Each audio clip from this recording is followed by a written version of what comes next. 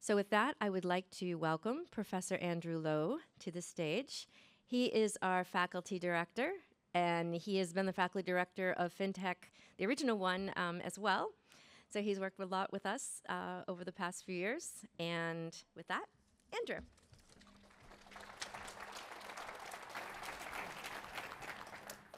Oh, thanks very much, Laurie. I want to start by welcoming all of you to CSAIL Alliance's annual meeting. And thank Laurie, Phil, Daniela, and all of the rest of my colleagues for making this possible. It's a real pleasure for me to be here with all of you because those of us who are in academia, we look forward to this event every year because it's really the first time that we actually get to come out of our ivory tower to try to see how things really work. Someone once said that to those who can't teach, to those who can't do, we teach. And those who can't teach gym. So at least we don't teach gym.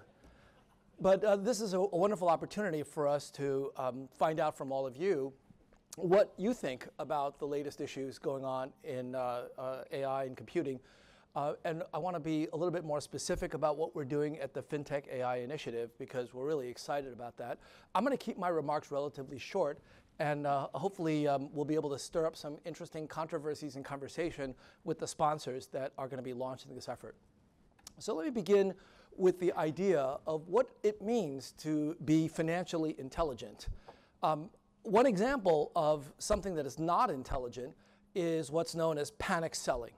The idea that when there are various different events in the marketplace and financial distress, that certain retail investors and a number of institutional investors would panic, pull their money out of risky assets and put them into T-bills or cash. That is generally not a good idea. And in some research that I've done with colleagues here at CSAIL and at Sloan, we've actually documented panic selling. And we're trying to figure out ways of helping investors avoid these kind of mistakes. So naturally, when ChatGPT came around, the first thing I did was to ask 3.5, what should I do if I lose more than 25% of my life savings in the stock market? That happened, actually, during the last weeks of March of 2020 in the midst of COVID. The stock market went down by actually more than 25% over that period of time. And so here's a list of things that at that time, ChatGPT 3.5, when it was available, this is what it said. And I'll let you read this on your own. You don't have to detail that. We can get copies of the slides to you. But the bottom line is that it's pretty generic and not particularly relevant. You know, stay calm and avoid making mistakes.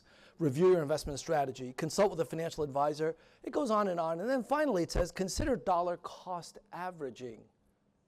Really? Dollar cost averaging? Is that what you want to do after having lost 25% of your wealth? Now, certainly dollar cost averaging is appropriate for some investors, but it is definitely not appropriate for all investors, especially not after an event like this. So already ChatGPT 3.5 failed the first test of financial advice, which is suitability. Is this suitable for a particular client? Clearly not for a significant fraction of those that this advice would be going to. And then when ChatGPT 4 came around, I decided to ask it the exact same question. And this time, the answers actually shocked me because they are actually as good, if not better, than the typical financial advisor that a retail investor would work with. So that caught my attention. This is different. This is not business as usual. And then a few months later, when ChatGPT 4.0 came out, I decided to give it a harder question. At the time, I was interested in a particular company, Moderna, vaccine maker, among other things. And Moderna was trading at about $100 a share. And so I asked ChatGPT 4.0, please perform a fundamental analysis of Moderna and tell me whether it's a good investment at the current price. That is a hard task. Obviously, all the major investment banks have many, many fundamental analysts who are doing exactly this kind of analysis. And so I won't read to you the entirety of the analysis, but needless to say, it was impressive. The last paragraph, in summary, while Moderna has potential for long-term growth due to its robust R&D pipeline, its near-term outlook is challenging with declining revenues, ongoing losses, and limited profitability. It may not be an ideal investment for those seeking immediate return, but could be considered for those with high risk tolerance and a long-term horizon. This was last summer. when it was trading at about $100 a share. Anybody know what Moderna's trading at now? It's about a third of that. A third of that. I wish I had taken this advice. So the point is that things are different, and what we are now focusing on at FinTech and AI is asking all of the questions that we used to ask over the last 20 years, but with the knowledge that nothing is the same anymore. The world has changed. And frankly, that's one of the reasons why we're so excited to welcome the sponsors. And if you don't mind, I'd like to ask the sponsors to come on stage, introduce themselves at the podium, and then have a seat. And then we're going to talk about what's on top of mind for them and how they fit into some of the topics that are listed here. I'm not going to go through them right now, but once we start the discussion, I'll mention each of these topics in passing as we go. So can I get Dave Birnbach from NASDAQ to, yeah, thank you, please. Thank you, welcome. Good afternoon. I'm David Birnbach, and I lead university research in NASDAQ's Labs Fellows Program. And NASDAQ's very interested in being involved in this initiative to gain insights with respect to what some of the leading thinking is with respect to adopting AI within the business and within NASDAQ's products. Thank you. Thank you. Hi, Anup Menon from Bank of America. Thank you for hosting this, and we look forward to participating with you. I lead Gen AI and digital assets in the Global Markets Technology Group, and the topics that you list here are critical for the thinking of what we do. Banking is, after all, a trust business, and some of the challenges that you see here are quite impactful. So look forward to it. Thank you. Thank you.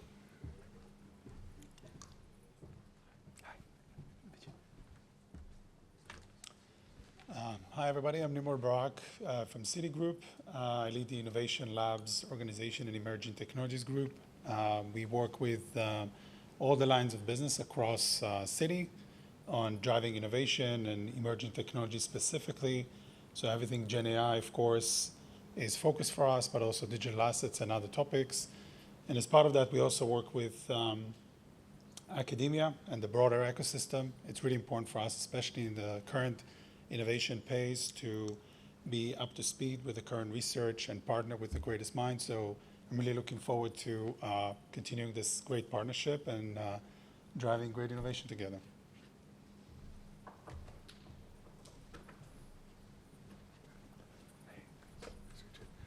Hi, I'm Greg Moran from RBC. We have a team of about 600 people, machine learning researchers, engineers, product managers who build AI-based products for financial services, focused on all the range of things that we do at the Royal Bank of Canada. Super excited to be here.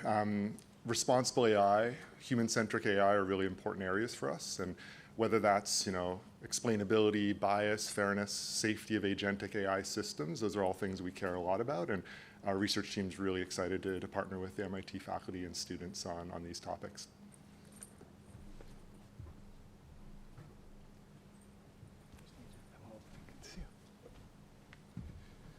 My name is Amol Sapatnekar from Wells Fargo. I lead the digital technology consumer team, as well as I'm a member of the AI team.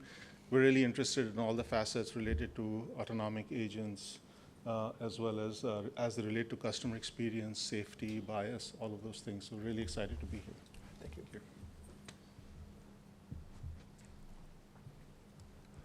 Hi, Vicky. Hi, my name is Vicky Wang from Swift. So first of all, let me clarify, Swift is not the trucking company. We're also not related to Taylor Swift. When we get a Swift shirt, everyone wants to ask if it's from Taylor Swift. We actually own the most expensive financial messaging system in the world, reaching 11,000 banks in 200 different countries in the world. So we're the backbone of cross-border messaging for financial services. For us, we're most interested in the intersection of all the financial industry. What we're looking to do right now is more in the space of fraud detection, of optimizing for cross-border payment routes and settlement time. And then because we sit in the juncture of so many countries, we're most interested in the area of regulations, compliance, and governance, and see how we can implement the AI solutions that works for all jurisdictions. Thank you.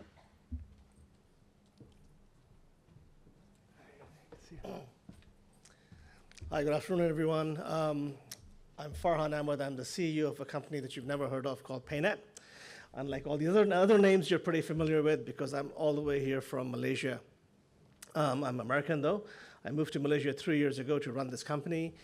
PayNet is the national payment infrastructure for the country of Malaysia and the region. So we are basically every single payment rail that you can imagine, whether it's real-time payments, cards, ACH, whatever equivalent that might exist. We do about $1.7 trillion of transactions every year. So we do about 4 times the GDP of Malaysia in payment volume as a domestic scheme. So we're one of the largest payment companies in the world that you've never heard of. So the unique thing about us is that we are a non-for-profit, essentially. We are a company for public good, which means we take all of our profits and we funnel that back into the country to do things and projects that are commercially not feasible for the betterment of everybody else. And so a big chunk of what we focus on from this perspective as well is, historically, most advances and benefits of the computer age have been enjoyed by the select few at the expense of the very many. And a big challenge and a task that we have is how do we ensure that, certainly in Malaysia and the global south in general, that the benefits of AI are reaped by the many and not just the few, and that's the biggest thrust that we have. Thank you.